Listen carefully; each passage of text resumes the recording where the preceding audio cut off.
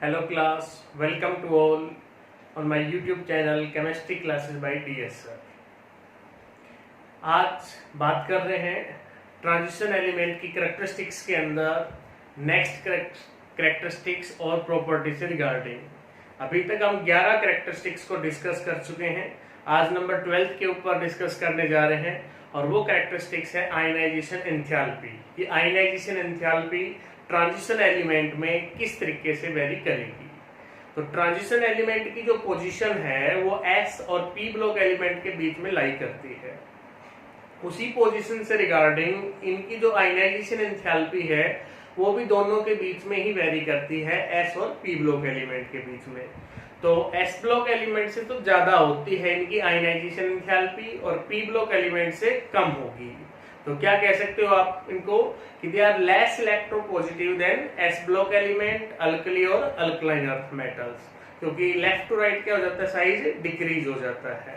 तो यही बात हमने यहाँ मेंशन की है कि आयनाइजेशन एंथैल्पी या ionisation potential, ionisation enthalpy of transition element lies between S and P block elements, की उनके बीच में लाई करती है।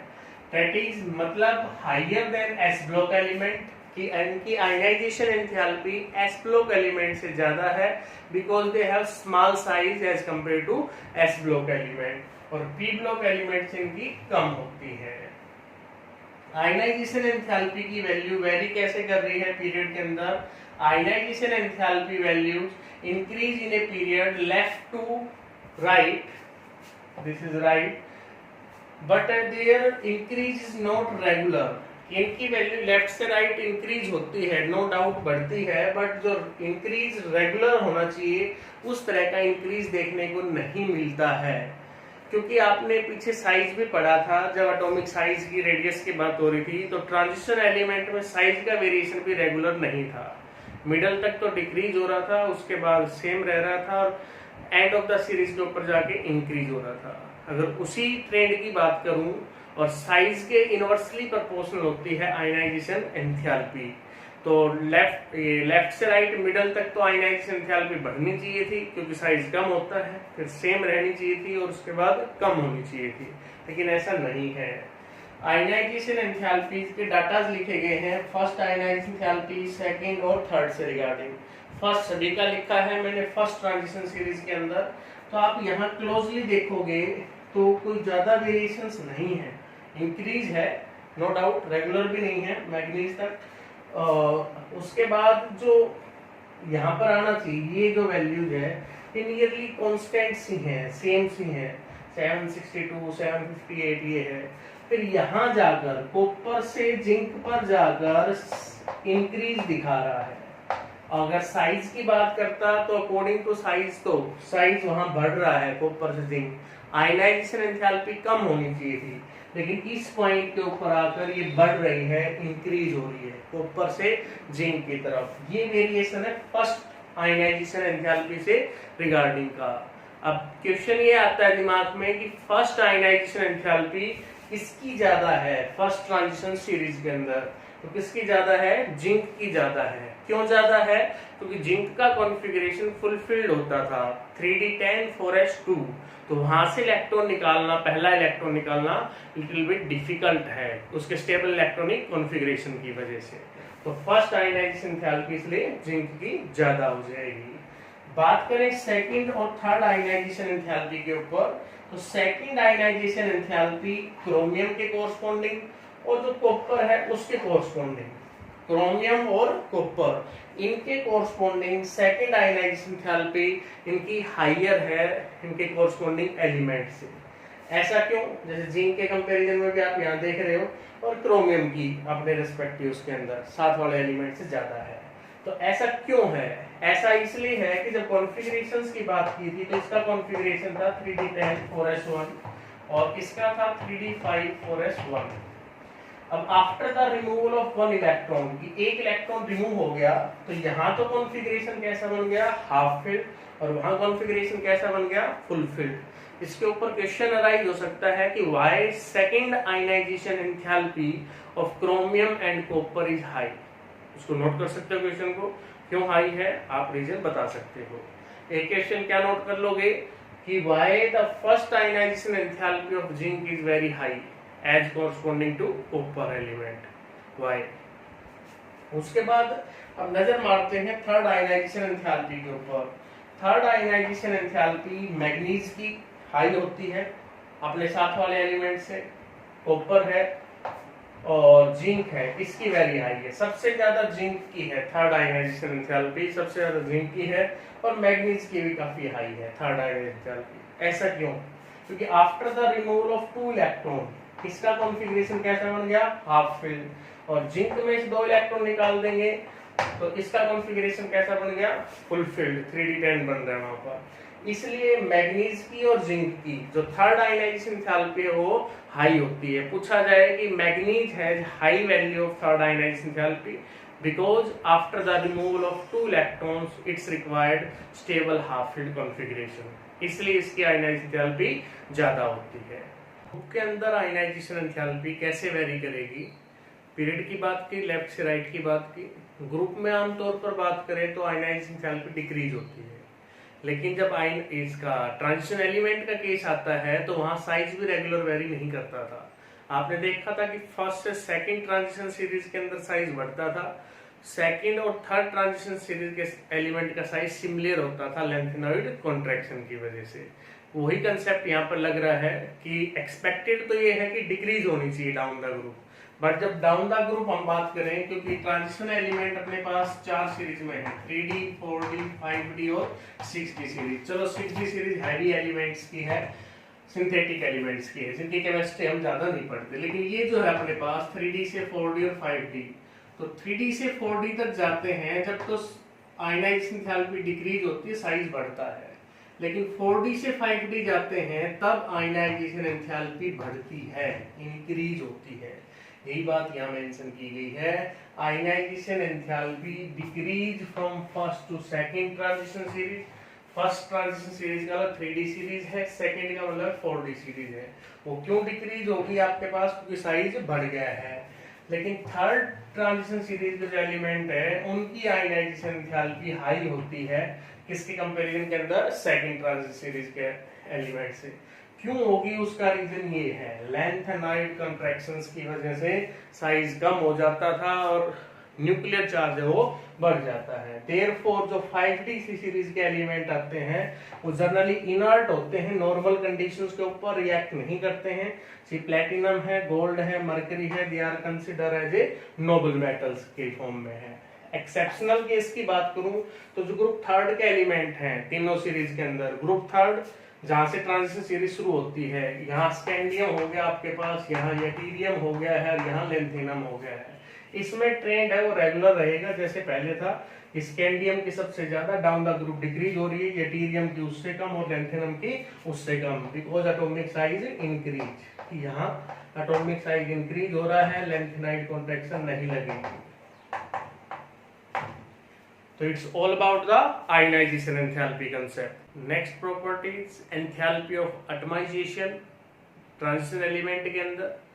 तो ट्रांजिशन एलिमेंट की एंथैल्पी ऑफ एटमाइजेशन पढ़ने से पहले आपको उसकी डेफिनेशंस पता हो कि एंथैल्पी ऑफ एटमाइजेशन होती क्या है। वेरियस टाइप ऑफ एंथैल्पीज हमने पढ़ी हैं थर्मोडायनेमिक्स के अंदर, जो 11th क्लास के अंदर आती हैं। उसी का एक पार्ट है एंथैल्पी ऑफ एटमाइजेशन। किसे कह रहे हैं कि जब 1 मोल गैसियस एटम बनता है किसी भी एलिमेंट से, उसकी स्टैंडर्ड स्टेट से, तो जितनी एनर्जी हमें उसको देनी पड़ती है, that is called enthalpy of atomisation. It is always positive, endothermic process होता है, ऑलवेज पॉजिटिव रहेगा। तो यही बात यहाँ मेंशन की गई है। पहले डेफिनेशंस बताई गई है कि एंथैल्पी ऑफ एटमाइजेशन क्या है। एंथैल्पी ऑफ एटमाइजेशन के अंदर द एंथैल्पी चेंज पॉजिटिव आएगा when 1 mole of gaseous atom is formed from its element in their standard state, कि जो उस एलिमेंट की स्टैंडर्ड स्टेट है उससे उसको एटम में चेंज करना है। जैसे मैं बात करूं फॉस्फोरस, फॉस्फोरस P4 की फॉर्म में एग्जिस्ट करता है। P4 सॉलिड से उससे मैंने 1 मोल P गैसेस बनाना है, चलो इससे 4 बनेंगे, उसको 4 से हम डिवाइड कर देंगे, 1 मोल के लिए काउंट होती है। सेम चीज यहाँ पर लिखी मैंने हाइड्रोजन के लिए। हाइड्रोजन की स्टैंडर्ड स्टेट H2 की फॉर्म में है, मेरे को तो 1 मोल गैसेस एटम बनाना है, तो जितनी एनर्जी मेरे को सप्लाई करनी पड़ेगी वो एंथैल्पी ऑफ एटमाइजेशन कहलाएगी। यहाँ पर ट्रांजिशन एलिमेंट के केस में मैंने मेटल ले ली M, सॉलिड फॉर्म में एग्जिस्ट करते हैं आमतौर पर ट्रांजिशन एलिमेंट, उससे 1 मोल गैसेस एटम बनाना है, वो एंथैल्पी ऑफ एटमाइजेशन है। तो ये सॉलिड फॉर्म में एग्जिस्ट करते हैं और इनके बीच में स्ट्रॉन्ग मेटालिक बॉन्ड होता है ट्रांजिशन एलिमेंट में स्टैंडर्ड स्टेट के अंदर। तो स्ट्रॉन्ग मेटालिक बॉन्ड को ब्रेक कर कर हमने गैसेस स्टेट में लेके आना है। इसलिए क्वेश्चन अराइज होता है कि transition elements have high enthalpy of atomisation. लिखना है आपने ये कि transition elements have high enthalpy of atomisation. Why, क्यों होती है उनकी, तो क्या रीजन दोगे? Because transition elements have strong metallic bond in their standard state, so it required extra energy or more energy, therefore they have high enthalpy of atomization. Clear? Next property is abundance of transition elements. कि transition element की abundance क्या है earth crust के अंदर, कि कहाँ ये ज्यादा पाए जाएंगे। तो 3 of the transition element have present in majority of amount in earth crust. Yeah, their abundance is much more. Iron is the 4th most abundant transition element in the earth crust. General principle वाला जो chapter आता है उसमें आता है give the name of most abundant element in earth crust. Silicon most abundant है, दूसरे पर ऑक्सीजन है, तीसरे पर एल्यूमिनियम है और चौथे पर आयरन है। अगर खाली ऐसे पूछ लिया जाए give the name of the most abundant transition element in earth crust, तो मोस्ट अबेंडेंट ट्रांजिशन एलिमेंट कौन सा है? आयरन है। ओवरऑल एलिमेंट पे बात करेंगे तो नंबर 4th पर आता है। तो अकॉर्डिंग टू क्वेश्चन हमने उस चीज को रिप्लाई करना है। आयरन के अलावा टाइटेनियम है, ये भी 9th मोस्ट अबेंडेंट एलिमेंट है अर्थ क्रस्ट के अंदर। सिमिलरली मैग्नीज है, वो 12th मोस्ट अबेंडेंट एलिमेंट है अर्थ क्रस्ट के अंदर। तो ये इनकी अबेंडेंस के ऊपर था कि कितनी मात्रा में प्रेजेंट है, कितने अमाउंट के अंदर। अबेंडेंस जो फर्स्ट ट्रांजिशन सीरीज के एलिमेंट है वो फॉलो करते हैं हरकिन्स रूल को। हरकिन्स रूल क्या कहता है कि according to this rule even atomic number transition element have more abundant than their neighbor with odd atomic number transition element। even atomic number जिनका है उनकी abundance ज्यादा है और odd वालों की कम है। ये बात हरकिन्स ने स्टडी की, उन्हीं के नाम पर हरकिन्स रूल के अकॉर्डिंग जानी जाती है। जबकि जो सेकंड और थर्ड रो के जो सीरीज के एलिमेंट्स हैं वो कम अमाउंट में प्रेजेंट है, लेस अमाउंट में प्रेजेंट होते हैं अर्थ क्रस्ट के अंदर। तो ये बात थी regarding the abundance of transition element.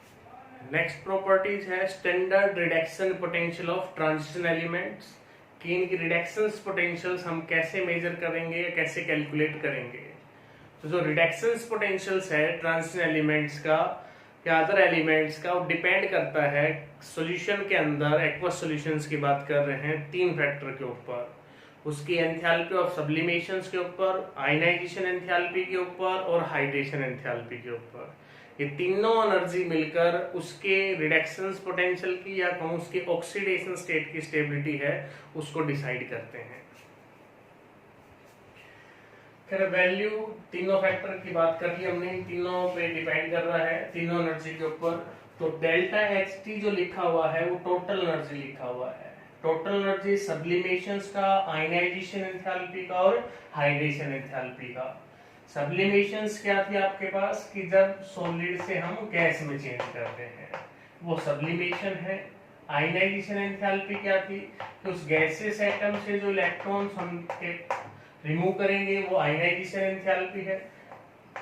This is sublimation, this is ionization process, energy ionization enthalpy कहलाएगी।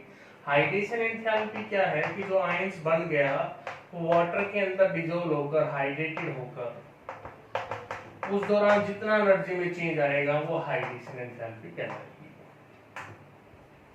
तो आयनाइजेशन एंथैल्पी और सब्लिमेशन, ये तो दोनों एंडोथर्मिक प्रोसेस होते हैं, एनर्जी एब्जॉर्ब होती है, यहाँ एनर्जी रिलीज होती है। तो जो डेल्टा एच टी का साइन आएगा वो हाइड्रेशन एंथैल्पी का रोल उसमें ज्यादा रहेगा। तो उसका क्या रोल रहेगा, तो यहाँ से जो बात लिखी है इंपॉर्टेंट बातें हैं, छोटी छोटी बात है, पोटेंशियल्स के ऊपर क्वेश्चन आता है, ध्यान रखना है। Smaller the value of total energy change, इसकी जितनी वैल्यू कम होगी for a particular oxidation state greater will be it's stability and vice versa. उस ऑक्सीडेशन स्टेट की स्टेबिलिटी उतनी ही ज्यादा होगी अगर उस टोटल एनर्जी की वैल्यू चेंज की स्मॉल आ रही है। या अब रिडक्शन पोटेंशियल के टर्म में बताना है, ये टोटल एनर्जी के टर्म में था। More will be the negative value of standard reduction potential, reduction potential की वैल्यू जितनी नेगेटिव है उस ऑक्सीडेशन स्टेट के लिए, वो ऑक्सीडेशन स्टेट उतनी ही ज्यादा स्टेबल होगी। जैसे आपके पास जिंक 2 पॉजिटिव है, जिंक 2 पॉजिटिव का रिडक्शन पोटेंशियल है -0.76, कॉपर 2 पॉजिटिव का है 0.34 वोल्ट। दोनों में से पूछे कौन सी ऑक्सीडेशन स्टेट ज्यादा स्टेबल है, रिडक्शन पोटेंशियल दे रखे हैं आपको, तो जिंक 2 पॉजिटिव है, ये क्या हो जाएगी, ज्यादा स्टेबल हो जाएगी। यहाँ नेगेटिव वैल्यू आ रही है, तो ये बात इसमें ध्यान रखनी है। Relative stability of oxidation state, कि आपको दो एलिमेंट दे दें जिनकी सेम ऑक्सीडेशन स्टेट है, तो हम कैसे पता लगाएंगे। अभी तो जो बात की थी वो ऑक्सीडेशन स्टेट की स्टेबिलिटी से रिगार्डिंग की बात की थी, कि जिसका रिडक्शन पोटेंशियल जितना नेगेटिव होगा वो ऑक्सीडेशन स्टेट उतनी ज्यादा स्टेबल होगी। अब दो अलग अलग एलिमेंट सेम ऑक्सीडेशन स्टेट है, हमें दूसरे तरीके से बताना हो, एक तो रिडक्शन पोटेंशियल की टर्म में और एक आयनाइजेशन एंथैल्पी की टर्म में। तो आयनाइजेशन एंथैल्पी की टर्म में हम स्टेबिलिटी को कैसे बताएंगे ऑक्सीडेशन स्टेट की, अगर सम ऑफ द आयनाइजेशन एंथैल्पी उस ऑक्सीडेशन स्टेट के लिए जिस एलिमेंट की कम होगी उसकी स्टेबिलिटी ज्यादा होगी। कैसे, इस तरीके से हम समझ सकते हैं। मैंने यहाँ दो एलिमेंट ले लिए, निकिल 2 पॉजिटिव, प्लेटिनम 2 पॉजिटिव, दोनों की ऑक्सीडेशन स्टेट आपके पास +2 है। एक्सपेरिमेंटल जब आयनाइजेशन एंथैल्पी का सम निकालते हैं निकिल का, उसका मैग्नीट्यूड कम आता है एज कंपेयर टू प्लेटिनम +2, इसलिए निकिल की आयनाइजेशन एंथैल्पी का सम कम है तो इसकी ऑक्सीडेशन स्टेट की स्टेबिलिटी ज्यादा होगी एज कंपेयर टू प्लेटिनम। जबकि +4 ऑक्सीडेशन स्टेट में बात करें, क्योंकि प्लेटिनम है वो +4 भी शो करता है, निकिल के अंदर भी हमने +4 को कंसिडर किया, तो प्लेटिनम की +4 ज्यादा स्टेबल है एज कंपेयर टू निकिल +4। ऐसा क्यों है, क्योंकि इसमें पहली जो 4 आयनाइजेशन एंथैल्पी का सम है वो लेस होता है एज कंपेयर टू निकिल। तो दूसरा तरीका ये है कि कैसे हम रिलेटिव स्टेबिलिटी को बता सकते हैं, एक रिडक्शन पोटेंशियल की टर्म में, एक सम ऑफ द आयनाइजेशन एंथैल्पी की टर्म में। इस पर काफी बार क्वेश्चन आया हुआ है बोर्ड एग्जाम के अंदर। जैसे आपको ये कॉम्प्लेक्स दे दिया,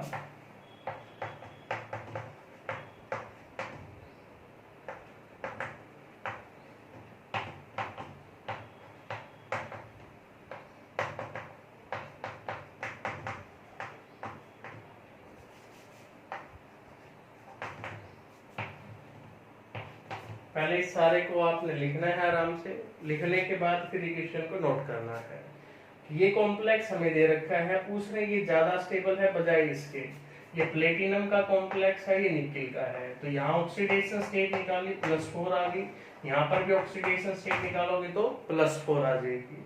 तो प्लेटिनम की +4 क्या होती है, ज्यादा स्टेबल है एज कंपेयर टू निकिल, इसलिए वो वाला कॉम्प्लेक्स क्या रहेगा, ज्यादा स्टेबल। रिप्लाई कैसे करना है, रिप्लाई इस तरीके से करेंगे, in this complex platinum has +4 oxidation state which is more stable as compare to nickel +4 oxidation state, therefore this complex is exist and stable. इसके बाद बात कर रहे हैं कि इलेक्ट्रॉन पोटेंशियल्स की जो वैल्यूज हैं, M2 positive to 2 reduction potential इस ऑक्सीडेशन स्टेट के अंदर, ये जो रिडक्शन पोटेंशियल है अपने पास, इसकी वैल्यू किस तरीके से वेरी करेगी सीरीज के अंदर। और सीरीज में भी हम बात कर रहे हैं फर्स्ट ट्रांजिशन सीरीज के अंदर, कि वहां किस तरीके से वैल्यू वेरी करती है। तो फर्स्ट ट्रांजिशन सीरीज में जो रिडक्शन पोटेंशियल है इस ऑक्सीडेशन स्टेट के अंदर, वो सभी एलिमेंट का नेगेटिव है reduction potential except copper. Copper का पॉजिटिव होता है, बाकी सभी का नेगेटिव है। और जो वेरिएशंस है कि लेफ्ट से राइट सीरीज के अंदर इंक्रीज होगा, डिक्रीज होगा, तो जनरली बोला जाए तो जनरली तो बिकम लेस नेगेटिव, कि जो ई नॉट वैल्यूज हैं वो लेस नेगेटिव होती चली जाएंगी। क्यों होती चली जाएंगी? क्योंकि सीरीज में चलेंगे तो आयनाइजेशन एंथैल्पी वहां पर बढ़ेगी, तो वो वहां पर जो टोटल एनर्जी निकलेगी अपने पास वो लेस नेगेटिव हो जाएगी। तो यहाँ जो बातें लिखी गई है कि there is irregular variation in electrode potential values because ionisation enthalpy. Irregular क्यों आ रहा है? क्योंकि आयनाइजेशन और sublimation energy regularly transition series में वेरी नहीं करती है। जितने भी एलिमेंट हैं फर्स्ट ट्रांजिशन सीरीज में सभी की इलेक्ट्रोड पोटेंशियल वैल्यू नेगेटिव है एक्सेप्ट कॉपर की पॉजिटिव क्यों है उस पर भी बात करेंगे। Value become less negative along the series, ये वेरिएशंस की बात है, यहाँ पर चेंजेस दिखा रहा है कि वेरिएशंस क्या रहे। ठीक है, क्यों होगी आपके पास लेस नेगेटिव? क्योंकि फर्स्ट और सेकंड आयनाइजेशन एंथैल्पी की वैल्यू बढ़ जाती है, इंक्रीज हो जाती है। Value of electrode potential second oxidation state के अंदर मैग्नीज, जिंक और निकिल, इनकी वैल्यू ज्यादा नेगेटिव है एज एक्सपेक्टेड, जो एक्सपेक्ट कर रहे थे। क्यों कर रहे थे? क्योंकि +2 में मैग्नीज आने के बाद हाफ फील्ड हो जाता है, जिंक +2 में जाने के बाद फुल फील्ड हो जाता है, तो आसानी से लूज कर देते हैं सेकंड इलेक्ट्रॉन को, इसलिए ज्यादा नेगेटिव है। निकिल में ऐसा क्या है? निकिल में कॉन्फ़िगरेशन का कोई रोल नहीं है। निकिल की जो हाइड्रेशन एंथैल्पी है वो हाई होती है, हाइड्रेशन एंथैल्पी रिलीज होती थी, इसलिए नेगेटिव ज्यादा हो जाती है ये वैल्यू। कॉपर एलिमेंट का इलेक्ट्रोड पोटेंशियल पॉजिटिव क्यों होता है, उसकी ई नॉट वैल्यू पॉजिटिव क्यों आती है, उसका रीजन क्या है? काफी बार सीबीएसई बोर्ड के अंदर एक क्वेश्चन आया हुआ है कि इसका इलेक्ट्रोड पोटेंशियल या name the element in first transition series which have positive value of the reduction potential in +2 oxidation state। Copper होगा, क्यों होगा? क्योंकि इसकी एंथैल्पी ऑफ एटमाइजेशन हाई होती है। एंथैल्पी ऑफ एटमाइजेशन हाई होने का मतलब ये हो गया कि जो सब्लिमेशन प्रोसेस है वहां एनर्जी ज्यादा कंज्यूम होती है as compare to hydration enthalpy, इसलिए इसका जो पोटेंशियल है वो पॉजिटिव आता है औरों के कंपैरिजन के अंदर। ये तो वहां पर आंसर देना है। अगला क्वेश्चन आपको ये दे दिया गया बच्चों कि Mn3 positive is a good oxidising agent. Why? Oxidising agent क्या है? जो दूसरे की ऑक्सीडेशंस करवा रहे हैं और खुद रिड्यूस होना चाह रहे हैं। तो Mn3 पॉजिटिव +3 ऑक्सीडेशन स्टेट है, खुद रिड्यूस होना चाह रहा है। क्यों रिड्यूस होना चाह रहा है? क्यों रिड्यूस होगा? क्योंकि +2 ऑक्सीडेशन स्टेट मैग्नीज की क्या है? मोर स्टेबल है, इसलिए आसानी से क्या हो जाता है? ये रिड्यूस हो जाता है और दूसरे को क्या कर देगा? ऑक्सीडाइज कर देगा। तो यहाँ क्या आंसर तो गया कि because manganese have +2 oxidation state more stable due to its half filled electronic configurations, therefore it reduce easily and oxidise other element. अगला क्वेश्चन इस पॉइंट के ऊपर बन सकता है कि ट्रांजिशंस एलिमेंट्स हैं, they are not a good reducing agent like NS block element, कि उनकी तरह गुड रिड्यूसिंग एजेंट क्यों नहीं है? तो इनकी जो रिडक्शन पोटेंशियल की वैल्यू है वो कम होती है as compare to S block element. क्यों कम होगी? क्योंकि इनकी आयनाइजेशन एंथैल्पी है वो क्या है? हाई है, साथ में जो सब्लिमेशन एंथैल्पी है वो भी क्या होती है? हाई है, इसलिए यहाँ ये वैल्यू कम होती है। तो छोटे छोटे क्वेश्चन पे बनते हैं। अगला दे दिया E not value for the Mn3 positive couple is highly positive as compare to chromium 3, कि इसके लिए Mn3 पॉजिटिव की जो वैल्यू है वो ज्यादा है, हाईली पॉजिटिव है एज कंपेयर टू दिस, तो स्टेबिलिटी ऑफ +2 ऑक्सीडेशन स्टेट की वजह से। This all about the properties of the transition element, their characteristics से रिगार्डिंग बातें हो चुकी हैं कंप्लीट। अब बात करेंगे नेक्स्ट टॉपिक से रिगार्डिंग, कंपाउंड से रिगार्डिंग, वो अपने नेक्स्ट वीडियो लेक्चर के अंदर। तब तक यहाँ तक काम अपना कंप्लीट करें, अपना ख्याल रखें, घर रहें, सुरक्षित रहें, स्वस्थ रहें। Tata, bye bye.